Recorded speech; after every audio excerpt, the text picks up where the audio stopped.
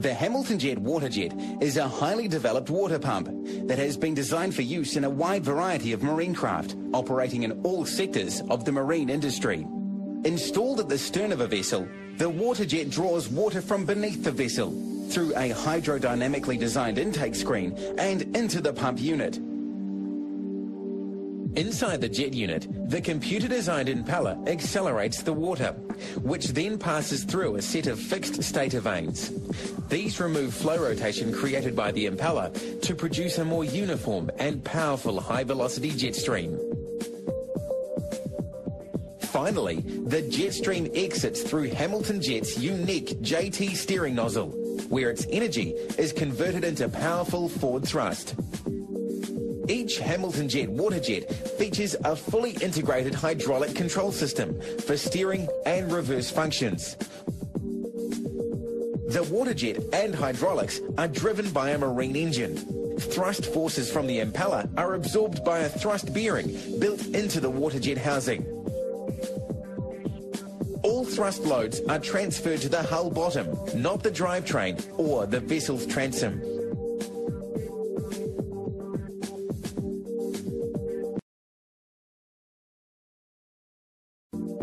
Waterjets have a number of advantages over other forms of propulsion when it comes to maneuverability, durability, and operator ease of use. A key factor in the control of a waterjet-powered vessel is that, unlike propeller systems, a waterjet impeller will always turn in the same direction during normal operation, whether the boat is moving ahead or astern. This means there is no requirement to shift the drive through a gearbox when going from ahead to astern, and provides for very rapid and accurate control of the vessel. This also reduces stress on the gearbox and engine. What's more, a waterjet's turning thrust is generated well aft of the vessel's transom, ensuring steering response from a waterjet-powered boat is immediate and highly effective, and allows for a small turning radius at all boat speeds. The engine throttle determines the amount of thrust provided by the waterjet, so will affect boat speed and rate of turn. The helm wheel controls the vessel's heading and rate of turn by moving the waterjet's steering nozzle.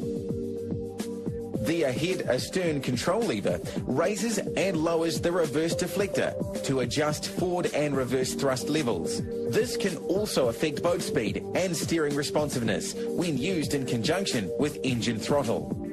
The split duct astern deflector works by directing the jet stream down and to each side, so the water flow is kept clear of the transom and waterjet intake.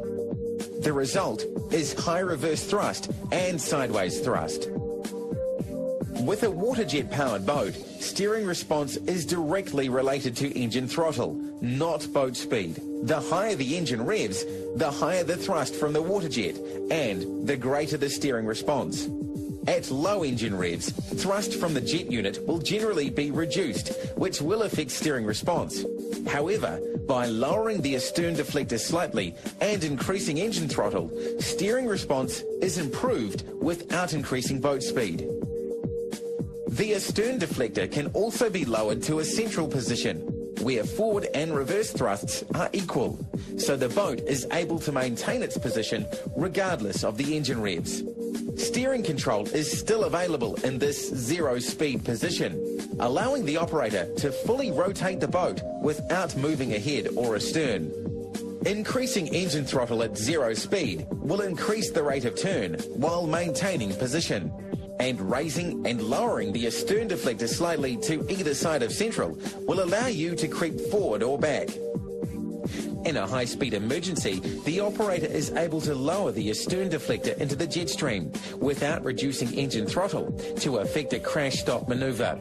This will bring the vessel to a stationary position within a very short distance. One important aspect of Hamilton Jet Waterjet operation is that steering when going astern will be opposite to what the skipper may be used to from operating propeller boats or their car. A good rule of thumb is to remember that the bow of the vessel will always turn in the direction you rotate the helm wheel. With multiple waterjets, vessel control is further improved. For example, the skipper will be able to move the vessel directly sideways, which is particularly A Hamilton jet-propelled boat is not susceptible to damage from waterborne debris. However, in some circumstances, performance can be temporarily reduced as a result of blockages. At high boat speed, water entering the water jet is drawn from close to the hull itself, so there is little chance of ingesting weed or debris. However, in conditions where there is significant weed or debris in the water, there is some risk of blocking the intake screen at low boat speed, particularly when operating at high engine revs. Symptoms of a blocked water jet intake include an increase in engine revs, loss of thrust, and extra noise and vibration from the jet unit.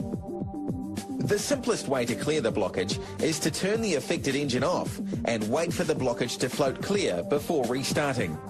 This is best done while the vessel has some headway. If your vessel has a reversing gearbox fitted, you can reverse the rotation of the water jet impeller to push the blockage clear of the intake. This is called back-flushing the water jet. If intake blockages are a common problem, you can have your water jet fitted with an intake screen rake. Activating the screen rake lowers a set of bars down between the bars of the intake screen to push the blockage clear. If something is ingested into the water jet and wraps around the main shaft or impeller, it can be cleared by disengaging the water jet before opening the inspection hatch cover and reaching in to remove the object by hand. Always ensure your inspection hatch is above the waterline before opening to prevent flooding.